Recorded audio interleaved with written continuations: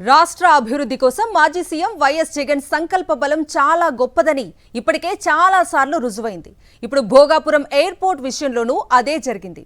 ఎంతో ముందు చూపుతో గత 5 ఏళ్లలో ఆయన శ్రీకారం చుట్టిన పలు ప్రాజెక్టులు ఇప్పుడు ఫలితాలు ఇచ్చే దశకు చేరుకున్నాయి.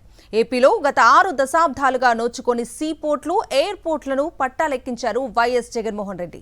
అభివృద్ధి పరుగులు పెట్టిస్తే ఫలితం ఎంత త్వరగా ఉంటుందో భోగాపురం ఇంటర్నేషనల్ ఎయిర్పోర్ట్ నిర్మాణం ఒక ఉదాహరణ.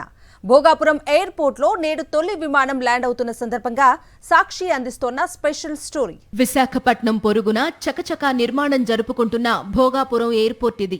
2014-2019 మధ్య తన ప్రభుత్వ హయాంలో ఈ ఎయిర్పోర్టు నిర్మాణానికి దేశంలో ఎక్కడా లేని విధంగా 5,000 ఎకరాలు సేకరించి రియల్ ఎస్టేట్ బిజినెస్ చేయాలని చంద్రబాబు ఎన్నో కుయుక్తులు పన్నారు. దీంతో భూ వివాదాలు చుట్టుముట్టి స్థల సేకరణపై పీట ముడిపడింది. రైతులు కోర్టులను ఆశ్రయించారు. నష్టపరిహారం, పునరావాసంపై నిర్వాసితుల అసంతృప్తి ఉద్యమ రూపంలోకి వెళ్లింది. అయితే ఇవేవీ పరిష్కరించకుండా అసంపూర్తిగా ఉన్న దశలో ఎన్నికలు వస్తున్నాయన్న భయంతో హడావుడిగా ఫిబ్రవరి 14, 2019లో భోగాపురం ఎయిర్పోర్టుకు శంకుస్థాపన చేశారు. ఈ సమయానికి ఎయిర్పోర్టు ఎక్కడ నిర్మించాలో స్పష్టత కూడా లేదు. స్థల సేకరణ ఒక కొలిక్కి రాలేదు. కేంద్ర అనుమతులు రాలేదు. కేవలం శంకుస్థాపనతో సరిపుచ్చి ప్రజలను మభ్యపెట్టారు చంద్రబాబు. 2019లో వైఎస్ జగన్ ముఖ్యమంత్రి అయ్యాక భోగాపురం ఎయిర్పోర్టుపై ప్రత్యేక దృష్టి పెట్టారు. చంద్రబాబు చేసిన తప్పిదాలను సరిచేసే ప్రయత్నం చేశారు. దేశంలోని ఇతర ఎయిర్పోర్ట్ల కోసం సేకరించిన భూమి వివరాలు అధ్యయనం చేయించారు. రైతుల భూములకు నష్టం కలగకుండా, కోర్టు అంశాల్లో ఉన్న భూముల జోలికి పోకుండా 2,703 ఎకరాల భూమి సేకరించడానికి ప్రణాళికలు సిద్ధం చేయించారు.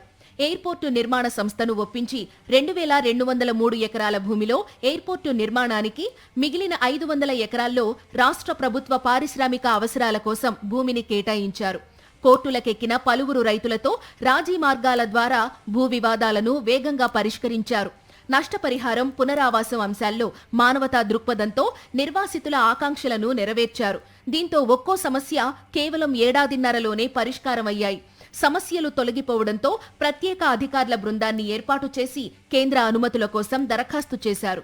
కొన్ని పర్యావరణ అనుమతుల విషయంలో ప్రధాని మోదీతో ప్రత్యేకంగా సమావేశమై పరిష్కరించారు.